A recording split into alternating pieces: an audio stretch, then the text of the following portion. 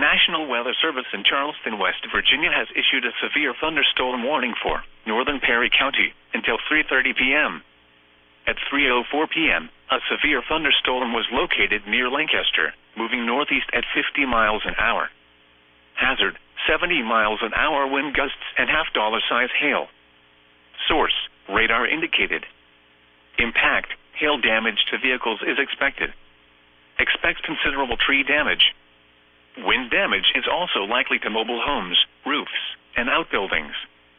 Locations impacted include Somerset, Thornville, and Glenford.